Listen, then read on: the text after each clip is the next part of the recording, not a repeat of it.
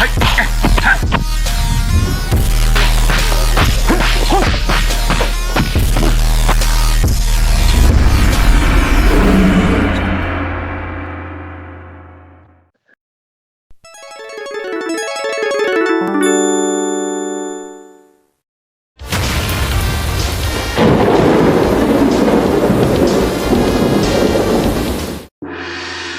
up, everyone? Welcome to another Kung Fu Talk, your favorite martial arts podcast, here from my White Lotus Temple in San Francisco. And I want to thank you guys for watching this show, for following up, giving some good thoughts. Before I start, of course, like, comment, subscribe, and share so we can boom and get many views and help people um, publish people's work and different styles and different martial artists, and that's what we are about. This show will be on YouTube and Spotify. Make sure that you check our channel on Spotify. You go over there, like, subscribe, and also comment. I'm not sure if there's a way for you to comment there, but make sure that you also engage in that platform as well. This show is, this podcast is sponsored by Philon Design Hub, which is a graphic design company. If you like martial arts, different styles of martial arts, such as Taekwondo, Kung Fu, Wing Chun, Jiu-Jitsu, Capoeira, many different arts. So make sure you check the page on Amazon. So be putting the page, the link in the description of this video. There's many different things like graphic tee, stickers, mousepad, hoodies, thermical cups, mugs on Redbubble, T Public, and also Etsy. Etsy, there's a variety of designs over there. If you like to purchase designs, customize, and sell different things, you make sure to check it out. So today I have a guest. We're going to be talking a lot about traditional Chinese medicine, Kung Fu, which I think is very important because one thing related to the other, which is Sifu or Dr. James. How are you doing today? Yeah, I'm doing good. Yes. So, yeah, I'm technically not a doctor because in England it's not a doctorate for it, but yeah, I have a degree in Chinese medicine. I've studied across in China and practiced. I think. With a key as well. Thank you very much. Thank you very much for explaining. Yeah, I'm glad to have you here today. So we're going to talk about the correlation, the differences, sometimes the misinterpretation that people have in traditional Chinese medicine and Chinese martial arts. First, can you share a little bit about your background and how did you become an acupuncturist and a martial artist? How was your life? What events or how did you lead to this path? Well, when I was younger, I always kind of into bits. My mum used to do martial arts and she was into judo quite heavily with the Great Britain team. Then, so obviously as a kid does, you see your mum doing cool stuff. You end up like, oh, I want to do that. And then I ended up getting dragged into judo long after she'd left and just always been around different martial arts. But as I was growing up, kind of got back into it, more judo, then in the late teens into little bits of karate, then sort of some of the Okinawan stuff. Found a Kung Fu instructor, started doing with bits locally. And then at the age of 22, 21, I didn't know exactly what I wanted to do, was looking around, was also kind of coaching gymnastics, doing bits for injuries.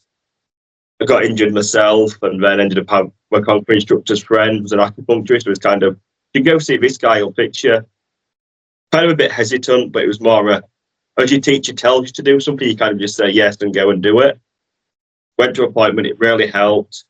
Then just got looking into it further and further and then went off and was like, how can I study this? And then found a course in Taoist medicine in Wudang. So at the Five Immortals Temple on sort of the edge of the Wudang mountain range. Not sure if you know much of it, but then spent 3 months living out there, studying Taoist medicine, living in the temple, studying, practicing Tai Chi daily, practicing meditation, learning like the very traditions of pre-Chinese medicine, what become the modern stuff. It was all sort of more the energetic side, where the spiritual, the ritual, martial arts came into it. And then came back home. Okay, how can I do this? And I went and got a degree in acupuncture while just regularly training at all the different Kung Fu clubs nearby. That's interesting. So, from your experience over there in the Wudan Temple, how was it? Like, if you can get a little bit more into details, the training, how was your daily basis?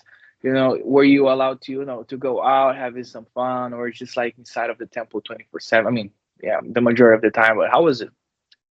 So it's 6 days a week of full training. We got one day off a week, and we could go into town for that. So we'd often say if we finished on a Friday or generally a Thursday night, I think for one of the times I was there, we'd go Thursday night, get a taxi into town. Well, it'd be like an hour and a half walk down the mountain, get to the nearest road. And there's like a little village of about 4 or 5 houses, and the taxis and meet us there. Takes into town, we'd go do shopping, do your bits you need to do, have a day in town. Often it'd accompany getting tasks for the temple, like if they needed new equipment or bits, then we'd go and get that, we'd bring it back. We'd have early morning running up south, because we was about 200 metres from the peak of the mountain. Mhm. So we'd sprint up the mountain on the morning tea, go at the top of the mountain, run back down, have breakfast. Then at 9 o'clock it'd be the first class. And then that'll be about 2-3 hours of class. Which is mainly practical in the morning. And then have dinner, have break time, which often from like 1 o'clock to about 3 o'clock. But if we like firewood needed cutting or a little task, we'd end up doing stuff anyway. Then from 3 o'clock, it was generally theory class or like medical practicals. So we do a little bit of acupuncture, herb making some of the jowls, making some of the herbal pastes, collecting the herbs. That would generally be the afternoon. That would be most days. Then on the evening, an hour and a half meditation from 9:30 till about 11. Wow. It was long days. It's beautiful. You get what you put into it. It's not just going and living like in a blissful life in a temple. Mm-hmm. Hard, yeah, long, exhausting days, but you got the beauty with it. Do you think go ahead. Sorry. Yeah, it's everyone sees a temple life is like amazing. You just sit around doing nothing, but it's hard work in a very different way to society, but it's beautiful in its own. That's impressive. Do you think there is a difference? I mean, of course there are, but for what you've seen online for the Shaolin Temple to the Wutan Temple, or for what the experience that you probably had there, what would be maybe some of the differences that you could see, or maybe you could point? Well, plus Wudan's got a few temples, but we got to visit sort of like the main area where it's all the touristy part, and you see the students there. You basically buy your form, go for 6 weeks, learn this form, learn that form, do your pretty stances. Don't really actually learn much of the application, don't learn what steps, what's happening in it. And then you go in, buy another form, you keep paying, you go ahead, you keep going. Whereas for us, it was very, very mundane, very repetitive. We was not in the middle of the mountain range. So the 5 Sparkles temples on, I think it's the very western side of the mountains. I might be wrong on that, but it's on the very edge of it, not in the main. So to go to like where you see Wudang as the main thing, like in the Karate Kid film, you have to go. You have to go out of the area we are into one of the next cities, and then get a bus or back into the other bit. So we got to go there and see all the temples, and it was cool and that, but very different style. And I don't want to hit bad on other schools, but some beautiful things out there. But they was very much more wushu from what I saw, and doing like the demos, the routines, that side of it. But we only saw it in passing. I didn't train with these schools, so I don't want to say anything either way. Mm-hmm. That's interesting. That's interesting. How does traditional Chinese medicine view health, energy, and balance in the body? We know that traditional Kung Fu, we also have, all the Qigong meditations, all the exercising, but how does the portion of the TCM correlate to what we train? So for me, what I'll try and do is not use all the sort of like the mystical Chinese terms, just so it makes it easier for everyone viewing it. Mm-hmm. But so like for me, the big issue you have is chi stagnation, which is just blockages, which It still might not make sense, but if you look at its tension in the body, you often get muscle knots, you often get tension, you get stress. And that's the main illnesses and issues what Chinese medicine starts to cover. Gradually, if you've got a bit of tension going on, it ends up creating blood pressure. Tension in the abdomen ends up putting pressure on sort of like your organs. It ends up with sort of indigestion. And you look at a lot of the health things. Well, another area what I've been studying a lot at the minute is if you look into some somatic therapies, what's very westernized, and that's how the impact the body has on the mind, on the neuro system, and how the physiological sides of the body can create sort of the mental sides, but also IBS, fibromyalgia, lots of various conditions of them are somatic and within the body, not what some people say was mind or mentally made up. It's got a lot of stick where it is complete physiological and it's within the actual tissues of the body.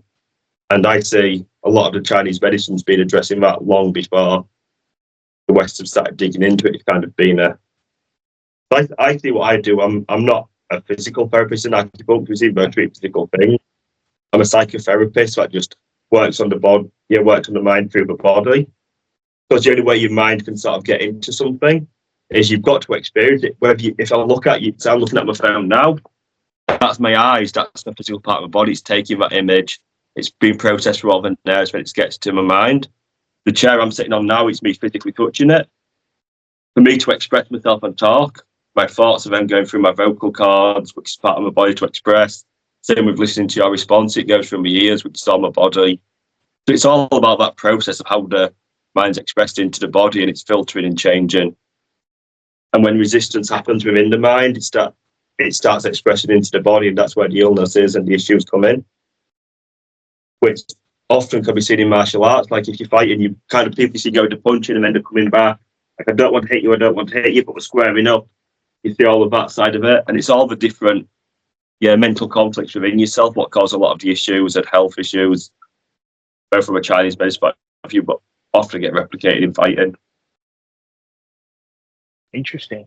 So would you say that the psychological aspects, the emotional aspects of ourselves, like having a stress, be sometimes too happy, too excited, it has to do maybe with a weak or maybe with a weak how can I phrase this, psychological endurance, if you know what I'm saying. Like, do you think emotional plays with the psychological aspect of our lives, and especially transmitting to possible future diseases? Yeah, there's always the potential for that. And say you've got, but equally another part of your emotions is not a lot of people express emotions much and to store them in and build them up.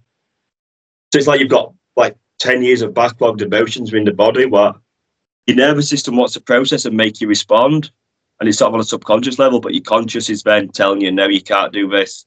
Like you want to get angry and shout, you can feel it in your body, it's tension, it's clenching, but you're bringing it and forcing it back mentally, and you get that. That's what a big resistance is, an internal conflict as to, like the instinctual animal body wants to do one thing, but the cognitive side wants to do another, which is, a lot of the inlaying problem between the two. That makes sense? Absolutely. Fantastic. Kung Fu and acupuncture both comes from an ancient Chinese traditions. How do they intersect or interact as far as philosophically? Well, in all sorts of medicine and martial arts, before you can understand a disease or an ill or an imbalanced body, you work on a natural body, what's moving the most efficiently. When it's looking why it's not working from a martial arts point of view, you want to make someone less efficient, like your opponent, if you're fighting them, how to stop them and injure them and hurt them. Whereas in the other side, you're trying to get them from the ill and injured point of view back to a healthy point of view. So for me, I just see it as both sides of what I do. I'm just studying biomechanics in motion, the emotions of biomechanics, the physiological side, the mentality of it. It's just making people better and how the body works and how things interact and stop it work in certain ways. That's impressive. I never thought this way. That's really nice. Yeah, normally, as a treating a disease, you pretty much fighting against, a bacteria, a virus, infection, or whatever, or maybe a mental problem. But when it comes about fighting in the physical aspect that we do in martial arts, of course, first we strengthen our body so we can become stronger, and then get into a competition or into a physical intercussion. We tend to have, also fight in a different way in different aspects of their life. Yeah, and equally, because of a lot of martial arts people end up getting injured, you end up being, instead of paying to go to a doctor, you start to like, okay, this is how you kind of do this, and you start working out to fix things yourself. And, well, this arm went bent over that way to bend it back, so if you bend it this way, we're sitting, we put the joint back together, and you start getting that side of it. You start trial and error on local berries. Okay, these ones help for this. You kind of, okay, we're desperate, and you end up working. Or you get people passing through and you help them, and as people exchange information on fighting, you also exchange things in medicine, like, okay, I'll trade you how to fight a little bit better because you need it at the time. If you give some of your medicine skills, and things just grew like that. Exactly. In martial arts, we talk a lot about qi or hei in Cantonese. How does the acupuncture influence or regulates the qi and the body? We know a lot that the pressure points are, a very important aspect, but how you press the needle, how you treat the disease, how you work through the body. So how does that influence from martial arts to traditional Chinese medicine, or the other way around? Yeah, well, for me, it's how I met Neil Ripsky, who I know you interviewed previously. I never liked qi as being energy and a mystical thing. I'm like, well, what is it? And I'd read an interesting article on qi. It's how things are happening. It's not what's happening. It's like the catalyst, what allows things. And always has this relationship and how he defines it. And it's what me and him got talking. And the idea has been, it's not, because there's lots from a Chinese medicine point of view, there's various different qis. There's like yang qi, vital energy, wei qi, which is your immune system and your liver's defensive system. There's quite a few other sort of zong qi. There's your yin is a type of essence from qi. There's about 10, 15 types of qi. I'm just naming them all off. Oh, wow. And we just relate it as, but the idea is qi is just a relationship between different events, what's happening. And where in Chinese medicine, there's also a thing of saying how the qi follows the blood in the body. So it goes back to my idea of just tension. If a muscle's tensed, it's getting a barrier, the blood's not effectively going into that area. If you got sort of like your poor circulation and hypertension, blood's not flowing well, so your qi and your mind's not going. Equally, if you've got pressure on your nerves in your body, so you end up having pins and needles, mentally you're not able to feel, your end fingers going quite numb, you can't quite work, so your hands all floppy or whatever, it's all just been numbed off. Like if you've been asleep on your arm for a while, you wake up and you have to take a bit of time for your sensation to get back into it. You've no feeling, because your mind's just not getting to it. And it's just working on, qi's relationship. And so from an acupuncture point of view, using the various points and how the body can kind of work together. So if you was to get something in your hand and just squeeze it quite tightly and squeeze it tighter and tighter and tighter, it's not just your hand squeezing it, your shoulder starts to squeeze, your body starts to squeeze. And now think of your hand only, release your hand. Often the rest of your body stays tensed. So you go on with it and you've got a little bit of tension, so then you've got to relax out the other parts. Whereas acupuncture is looking at all the links and how the body flows, and say you've got something injured here, so the body's tensing. You notice the tension in your hand, you're doing that, but he's staying tense. It's how you can release that whole muscle chains, which from a Chinese medicine point of view, they call it meridians. Sometimes nowadays fascia chains are being a more sort of common term for it. But it's just how different parts of the body biomechanically link and impact. And saying if you was to stop stood up and leaning forward slightly, you'll feel the tension in your feet holding you so you don't fall on your face. Or if you lean back and as you adjust your posture, your body has to adjust to match it. So from an acupuncturist, I'm always looking at how the body's out, how the emotions are impacting people, how it's changing the posture, and just allowing that to come to a more natural state, which in martial arts, you want people to have a good posture. You're not trying to make them healthy by it, but like Tai Chi, chin back, ears up, let the back naturally round, shoulders down. Not trying to up it, just allow it to weight center on your feet. It's creating that very slow, natural posture. It's, whilst they use it to fight better, so you can move faster, move better, you can hit people easier, and you've got your whole body mechanics working with it.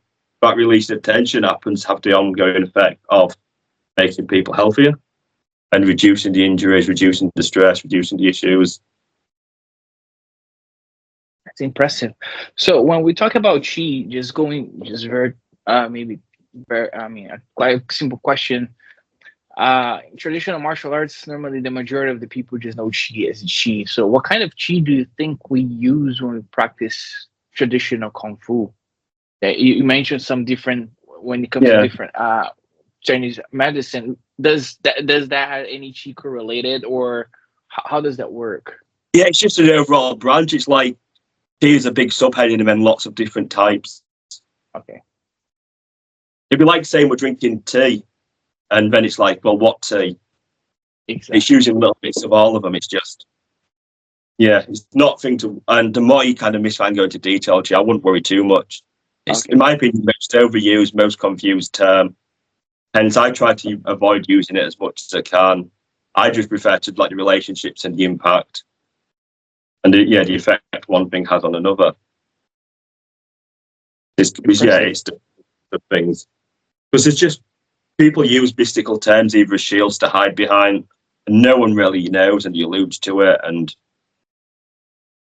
it doesn't really matter if you believe someone could shoot energy or light out the hands, whether you can or not. It's a totally different thing, but it's just the idea of how and why, rather than saying it's chi. It's just this and explaining it.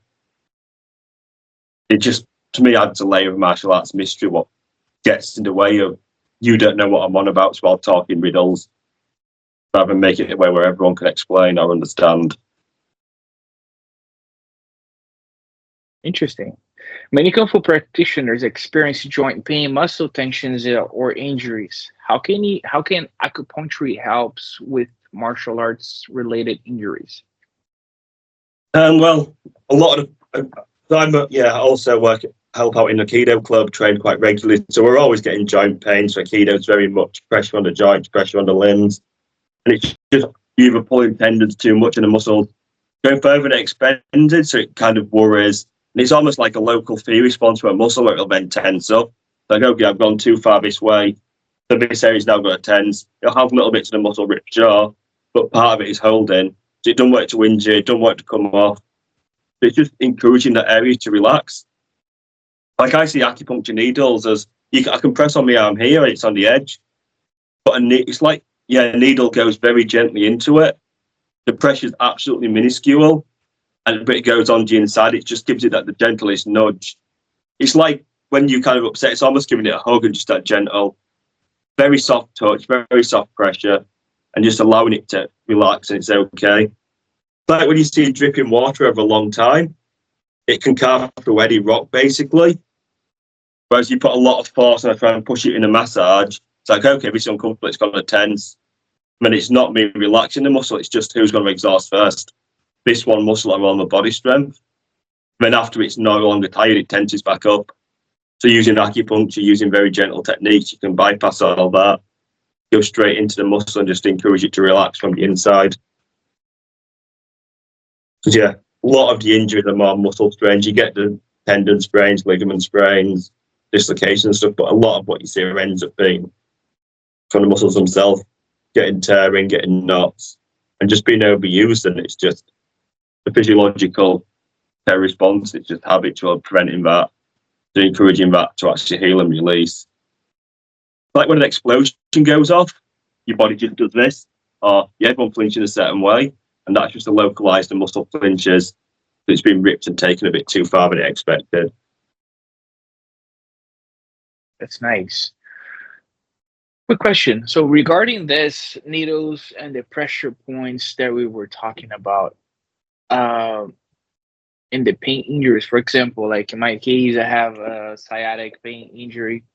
So what exactly is the special thing that I've been doing a acupuncture treatment as well, which has been helping a lot.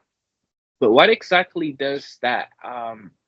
Maybe the effects of pressing a pressure point with the needle, or just stitching a needle to the pressure point.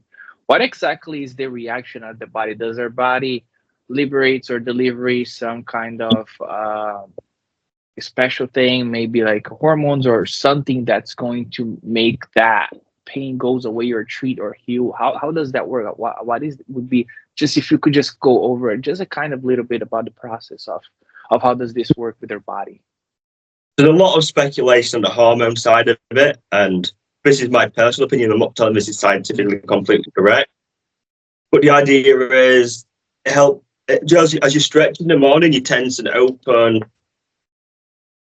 It's all pendulation. The idea is it's part of your nervous system, and it has the feedback loop of how much tension you have in the body. And so it tenses, it open, really tense, really loose, and that just recreates, which is a far better way of stretching to, like, if you want to get the splits or do like for martial arts, get nice stretching, do it as pendulating. So just rather than trying to force the muscles to open and stretch, it works on the nervous system just to create almost it's a rebalance. Like when you take your car through, you put it on the computer system, you change the engine and remapping it. It's a nervous system remap for your muscles of how much tension to hold. And I feel acupuncture is a very similar thing. It gently goes into the muscle, it tends, lot as you twist it, you'll feel that tension come on. You'll feel sort of like the D-chi or the growth sensation point as it tenses and calms. It just works on the local area, which then as the nerves in this area being explained to relax, it almost becomes a knock-on dominoes effect. So, okay, this area is relaxing, so muscles around it start to relax. This is releasing, and you get lots through the body. As a muscle itself starts to relax and it's open, the blood can then flow into the area, which has more nutrients, more fluids can go into it, in its sense, so that'll cause it to heal faster.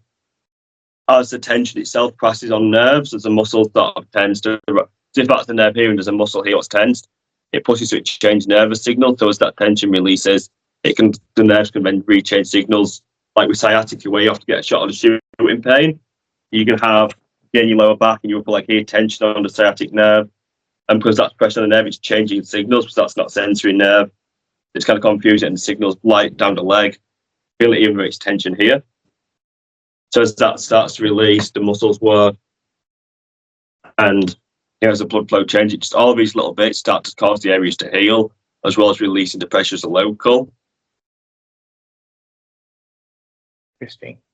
Can acupuncture be used to enhance flexibility, endurance, or mental focus in martial arts, or it's just mainly for treat pain and discomfort? I mean, theoretically, to an extent, you can use anything for that, but if you want flexibility, you want mental endurance, there's no fast shortcuts. You just need to put the work in and get there. And the more you distract yourself by looking, if I could do this and do that and do this, you've maybe spent like 30 hours non-stop doing all these bits when you could have put that into the practice time. So I would very much say, sure, it can help a little bit and it'll make speed a little bit, so, but it adds to the practice you're putting in. If you're working on your flexibility, if you're working on releasing muscles and working the tension, so some tension release work, you can do really well at getting there. And then you're like your pumping to help encourage that. But all it can do is work on the relationships, what's happening in the body. It's not going to do the work for you. There's no magic, there's no herbal medicine, there's no acupuncture, there's no secret qigong or magic can make it happen. It's all about putting the time, putting the effort in. Like when we was across in Wudang, it was an hour and a half meditation every night. It was, running up the mountain, like 2-3 hours of qigong in the morning. Morning practice of Tai Chi was low stances for a good hour or so each day. You got your stances by putting the effort in and going through it. We ate and we did little bits to help recovery, but you had it recovery from the sessions where you put the work in. For a teacher, I've always said, you sow what you sow. So if you want to grow beans in your garden, you go plant beans, you water it, you put the effort in. You may add a little bit of fertilizer to help it up, but at the end of the day, you're still planting them, you're still growing, you're still nurturing them. Yeah, I've seen a lot of people working with different therapies like cupping therapy, gua sha kind of stuff to help enhance their training. So that's why the question was seeing like maybe acupuncture can kind of help you, maybe achieve, or I would say maybe getting into better results. Would you say? It can do. You can get like maybe adds 2-3% on, but gua sha works if you've had a worked up session. It's literally rubbing the skin, bringing blood towards the surface. Often blood what's stagnated, especially cupping. A lot of the time when you see all that black blood, it's not because it's blood what's punctured. Yeah, coming from it's blood what's already been in the deoxygenized, but it's already in the muscles, pulling the surface so it can start to heal and the body can disperse it. So yeah, you only get out of that when you're working it. And psychological is the big thing. If you believe this is going to help you, and it really will. You see a lot of athletes have really random things like the wore a specific necklace and the one. So we always wear that. Like wear a particular, like Muhammad, was it? Not Ali, Mike Tyson. He ended up taking a fine because he always wore black shorts and his opponent also had them. So rather than him changing colour, he took the fine to work because it's part of his ritual and routine. And you see a lot of fighters and stuff disrupting each person's pre-training, post-training routines to try and get ahead. It's all about that. A big part of the acupuncture, the cupping, is as much psychological as it is physiological. So if you're finding it helping, keep going. Don't just stop because there might not be that much scientific evidence. There's lots of evidence to say having routines, what can get you in the mental zone, and what creates that zone for you to someone else. Very different things. Interesting. In some traditional kung fu lineage, some practitioners they use what we call di da jiaos or di da medicines, right? Which are the herbs to treat the body, to help you in your performance when you practice your conditioning. How does di da compare to acupuncturists in treating injuries? I mean, well, I use a combination of. So I got a great di da jiao appointment when I was out there. Brought the herbs home, and it's a good 10-year-old herb mix I've got going. It's quite strong, quite potent. There's quite a few different ones around out there who people sell them, different ones. And the idea is, di da jiao is great. You can apply it yourself daily. Like you can just grab it, put some on your hand, rub it in. Makes your arm a bit yellow, but it's a really easy and simple. Whereas acupuncture, you can go a lot deeper into the muscles, but you need clean needles to do it. You need a space to do it. Di da jiao you can apply on the bus on the way home from training. Acupuncture, you need to be in that clinical space. On a mental level, it feels like acupuncture do more because you put in that time, effort to stop, relax to do it. To me, they're both used very much hand in hand. Acupuncture a little bit more modern just because it's easier to get needles, whereas back in the older school time in China, it was acupuncture have to read and use the needles. Like it was often the office junior's job, or it's like the apprentice to go in every morning, take the needles out, the alcohol, sterilise, make sure the needles are sharp and the points. And this is your daily use of needles. There you've only got 100 needles and you're seeing, say, 30 people in a day. You've got to spray them needles out over your people. Where you see nowadays, you put loads of needles in one or two people. That was never thing, so it was always done sparingly. Like in my opinion, acupuncture used to be a thing to help the herbs, to help the massage. You put a couple of needles in to speed it across and increase, whereas now it's just to go to, okay, throw needles in it. that's nice. So we see that all these different therapies they help us and they correlate right to each other, and they can help us to.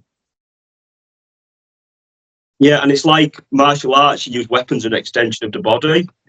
Like, yeah, you've got like a sword. What's often you get all the sharp cut sides of it. And it works on various bits. Whereas to say, ton for stuff, it's a lot of your elbow strikes. Where the idea is, to me, like your acupuncture, it's an extension of using your finger, just acupressure, pressing, going deeper. You've got your grabbing, your tweak, sort of your lifting. What that becomes cupping. You've got a lot of your arm rubbing. That then just extends to gua sha. So to me, if you're not doing the actual massage practice, you're understanding that you can use it. When you're not extending onto it and applying it, you're just doing a substitute. So it just works and extends from that. All these different modalities have just come an easier way of, okay, I'm trying to lift this place on the body, and you have to use suction, you can get it going up. Or same for press, I want to push here. Okay, how can I make it finer? Use a wooden stick. Okay, then it was use a sharp stone. Oh, we've got metal now. Oh, we've preset and it's gone in and it's helped. When you can do one or two places and you start doing more. To me, that's how I understand it. I might not be right, but how a lot of the massage techniques reflect into sort of a lot of the tools used in acupuncture. And like if you're massaging, you'd use herbal bits. You'd use it as like a rub with the lotion and you'd add more herbs in. You notice the ones that were helping. And as the herbal medicine increased, like, okay, this herbal medicine internally takes fit, so you start adding it in. It mixes for that. Absolutely. Kung Fu styles like Tai Chi emphasize energy circulation. Would you say that acupuncture can enhance your Qigong practice? I'd say so, because Qigong's all about working on the various relationships in the body, as we were saying before. And it's causing some of the muscles to relax, to realign your posture and your balance. It's the same with acupuncture, just getting that body to realign in different ways. So especially a lot of I know the old Qigong guys are acupuncturists and vice versa, and they'll often use press release bits to see a muscle tensed up here. Sometimes it's easier to give people lessons on how to bring the shoulder down. Sometimes you can put a needle in, release the muscle. There you go, this is what it feels like to release. Now you work on keeping it there. What's happening in life, what's causing to bring your shoulder up? Why you're leaning this way, what's happening? Could be there's got a wallet in the back pocket. Could just be they've got something on this side of the chair where they're always sat and lifting. Like if they're balancing stuff on this arm, so it lifts the arm up there where they're always sat. Could be so many different things in life, what's happening, and just letting them notice and bring it back. So they're both working really good ways. Sometimes for some people it is help them release. But they're all working on, to me, relaxing the body structures and using as little muscles as possible, get to move. Like Tai Chi says, it's use every, a single pound of force moves 1,000 pounds type thing. And it's the same for acupuncture, getting the muscles and the whole body moving as efficiently as possible. Why try and move something with this muscle when you can use all of it? And it's bringing that body back into that natural, instinctive sort of the biomechanics of how people have moved. Like you look at all the monkeys in trees swinging with a grab with an arm, you can see the whole body. You see tigers pouncing and moving. Bringing humans back to that naturalistic way of moving. As you get an injury, you get illness, you end up getting a bad posture because you've got awkward shoes or whatever it is. You got shoes too small as a kid. You're growing, so you end up leaning forward, or you see your dad walking with a limp who you lend to copy off. So you start walking off a limp. All these things start to get in the way, and between acupuncture, qigong, tai chi, massage, physiotherapy type stuff, it all works, and just to help release. Like in clinic, I don't know if you've read this book of Neil's. From the smallest No, book I don't have that one. I don't have that one. I It's have a good- just the Drunken Fist one. Iron Palm, to me, this is the most useful qigong there is out there of everything. It's and the most underrated system. It's such a small system, but it's how to hold your body, how to stand, how to move your arms in different ways. I'm just going to move the camera back a little bit. Mm-hmm. It's all about sort of just raising your arm but not letting your shoulders come up, how to move, how to hold your body, and it's keeping it here and holding your arm out, less and less tension, releasing it. And then it's got lots of arm swing, keeping that relaxed movement. So I use this all the time in various prescriptions in class and in clinic, like most clients I see. We end up going through showing them one or two of the exercises. So it's different ways of rotating and moving the arm, different ways of holding, different sort of things. It's not an imagination, it's just kind of holding the shape, pulling it in. It works on all the strikes for martial arts, but it's just about all the biomechanics of moving your arms in, moving your arms away, moving up, moving down, lifting above and pushing and twisting, moving with your palms, twisting here, pulling in. So it's all the different ways to move and gets you standing, gets you releasing, and gets moving from your feet to your hands all the way through. So, and just getting that efficient moving. back. Interesting. Some martial artists use acupuncture for stress relief and focus before a competition, right? Is there any scientific evidence that supports the, the acupuncture treatment? We see that recently, the Harvard University they made a whole study about the Tai Chi and Qigong and the benefits. It's not 100% proof in the benefits, but a lot of people have been helping for treatments. So, what actual physical evidence would you have to support acupuncture's results? Well, I mean, it depends person by person on that. There's lots of solid evidence that having a specified, enjoyable, relaxing routine before competition can help with results. Like if you're going in a stressed out mood, very agitated, very jumpy, that'll enhance your performance. And so people who find acupuncture useful and are already accustomed to using it, there's a lot for acupuncture which is improving stress, a lot for creating that routine and helping people maintain it, especially on once you're having acupuncture regularly, and massage could help with that stress release. Like I did my dissertation on massage and helping with dementia and anxiety, not dementia, depression, anxiety caused by other illnesses and other things going on in life. And whilst those illnesses may not change, yeah, the depression levels can reduce. That was people like dementia, multiple sclerosis, and people with like children in hospital and mental health of that. While the children's health doesn't change, the parents' health can just through the treatments. So I'd say it's a very similar thing. But that whilst there's nothing directly saying A to B, whereas if you look from A to B then to C, you can see it as quite helpful. But on the other side, I see a few athletes from, so I'm in Nottingham, which is a city known for quite a few different sports in the UK. Any athletes ring up a lot and they've got a competition, whatever it is, coming up in a couple of days. I was like, have you had acupuncture? Oh, well, no. But I probably wouldn't change it in because you don't know how they're going to respond to it. Like, you don't want to throw new things in just because science says it might work. Like, just doing things and jumping for the sake of it can be more. If you enjoy acupuncture, it's a lot more likely to help. And if you're used to it, but just, I really would not recommend. And yeah, because I have got a postgrad in exercise medicine, looking at the sport side of it. And yeah, there is evidence out that it can help before, not just for sports, but just to help things. There's little bits suggesting from Chinese studies, acupuncture can improve memory. And there's lots going on, and like for exam performance, but it's just overdoing it. And yeah, if you have to rely on acupuncture just to get you ready for the fight, then are you putting your emphasis in something externally, or is it using it to improve your mental state? So it's you doing, there's nothing external that can change that. And you've just got to allow that mindset of, okay, this is helping me get to a better place. This is not doing the work for me. This won't create the state. But if you're used to acupuncture, get in there. And if you're used to how you can use it to get you into that meditative state faster and faster, then it can be beautiful.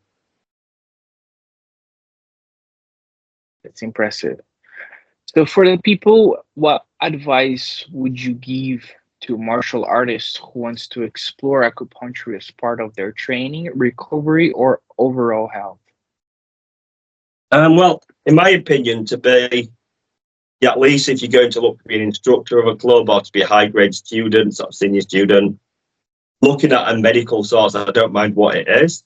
It should be up there, looking at the biomechanics of the body from a medical point of view, how the body injures, what's going on, not just here's a few pressure points to hit people and to make them think, but just understand how the body works, how the mind impacts the body, how the body impacts the mind, how tension here and how it can impact people's moods, emotions. So I definitely recommend acupuncture is a good one of that because it's holistic. But same with some of the Japanese shiatsu, same with Thai, like especially if you're Thai boxer, you might want to look at traditional Thai yogic massages. They're very beautiful, and just finding what works. Like I know a few Hema guys who do live action stuff. There's a few of them who've got herbal medicine degrees, sort of like from Western herbs, because that's more what they culturally relate to. And encouraging, looking into it and just exploring how your arts can twist and how it can be, but I wouldn't say, right, you're a martial artist, now you have to go look at acupuncture. Or yeah, if you're doing, say, Kung Fu, because other Kung Fu people in acupuncture, you must study it. Take what you enjoy in your own practice. If acupuncture you, but if you've got a needle per then you really don't want to put yourself through that just yet. Sure, it can be good to overcome fears and stuff, but it's working what's right for you. There's no right or wrong thing. Yeah, acupuncture can help for it, but from a clinical point of view, for me, I can have as much success for people who engage more with massage or acupuncture, or could be reflexology and working distally to the area, working locally, using tiger balm and various sort of jiaos and cling film, Chinese fire massage, which I got to learn out in there, which is placing a load of jiao on someone and or a herbal paste, putting a wet hot towel on it, putting alcohol in the towel, set the towel on fire, lovely heat source.